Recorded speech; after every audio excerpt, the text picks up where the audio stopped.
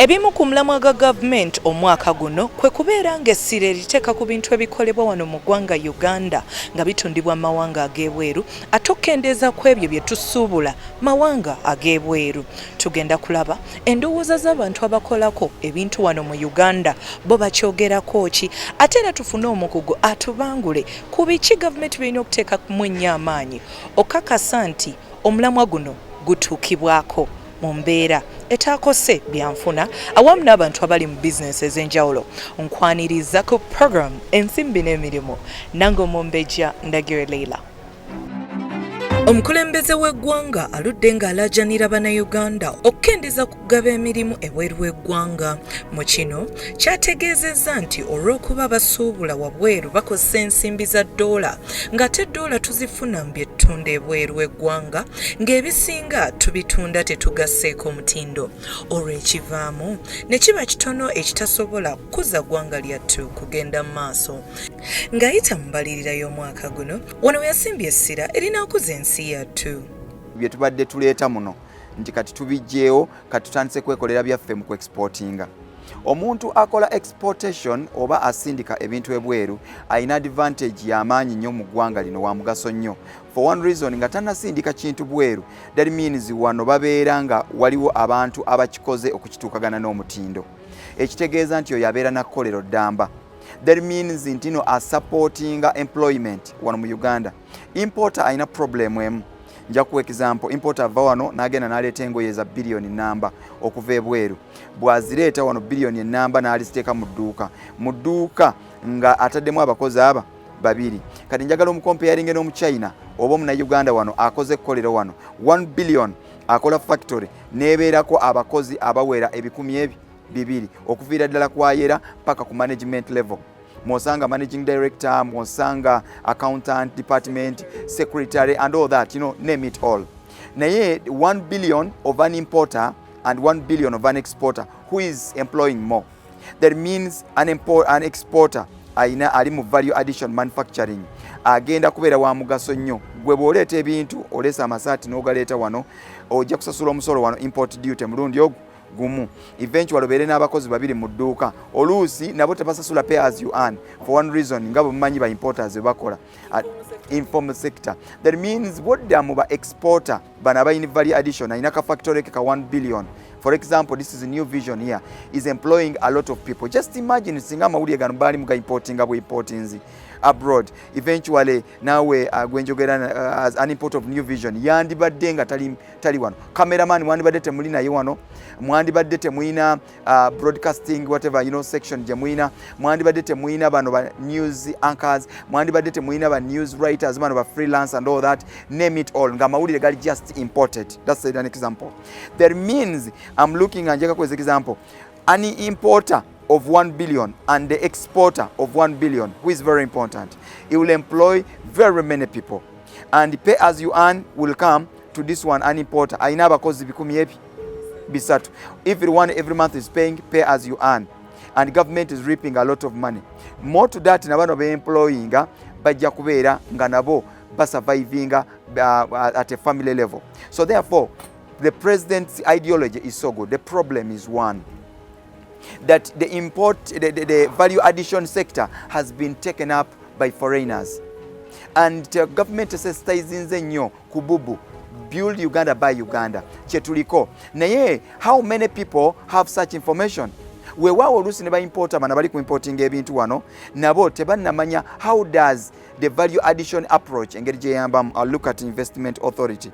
Investment authority is so much interested mu bachina abajja ne bakola factories than okusensitizinga bana Uganda abasuubula ebweru ne bagamba ogenda kuleeta tiles zino okuva ebweru, but do you know that wano tulinawo raw materials eventually esobola okukola tiles ennungi.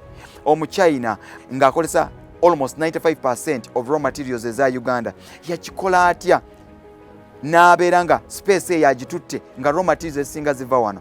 That means yajja n'akola research n'amanya tile bagikola batya ne bamuwa information gye ne bamuwa n'ettaka ery'obwereere.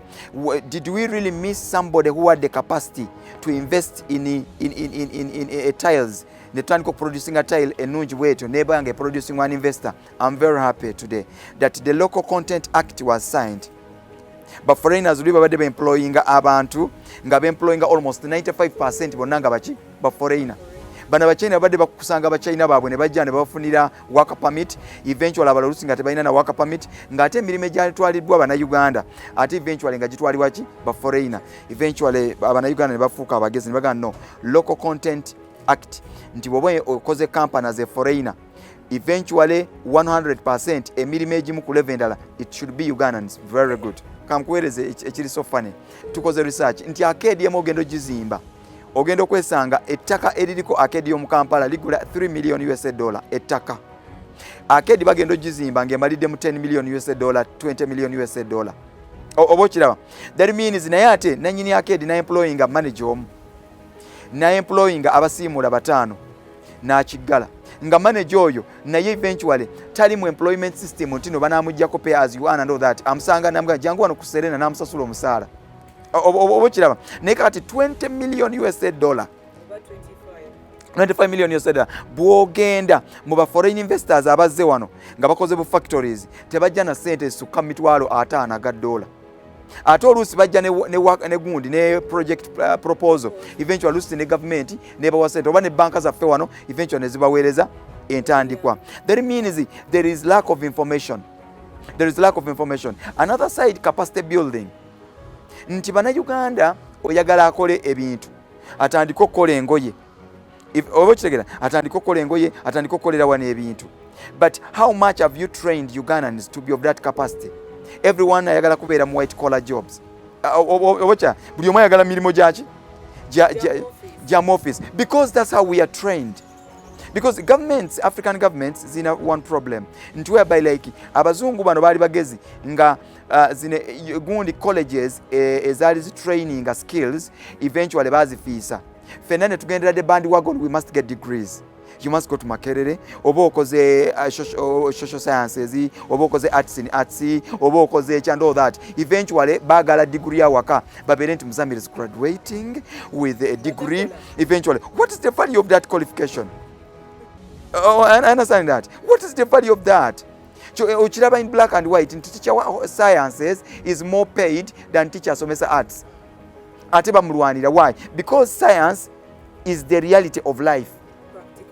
Practicability. Kati zino abasade bakajja baddeyo nti awo mwana wange nze bw'anaakoma mu senior 4 agenda ku branching agende mu gundi Kichwamba asome ebya mechanics, asome ebyobuzimbi. As you are there, makanika ayagenda na training mu garage omwana bw'obeera ne muganda wo ogenda okulaba nga muganda wakoma n'emitwalo 2 olunaku 3 olunaku ava mu garage mwamusekerera mbu is a failure.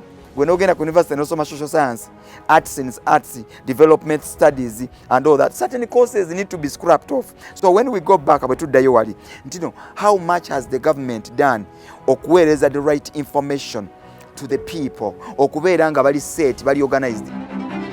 Ezimu ku nsonga z'abantu abasinga eri ku mutindo awamu n'okubeera nga akatale kamatizibwa ekyo kikoleddwa Abannayuganda. Ensonga ezo we zinaba nga ziteekeddwa mu nkola abantu abasinga bagamba kino ekintu kijja kukola tugenda wummula mu katini ate tukyakwongera ebikirako ebyo tova.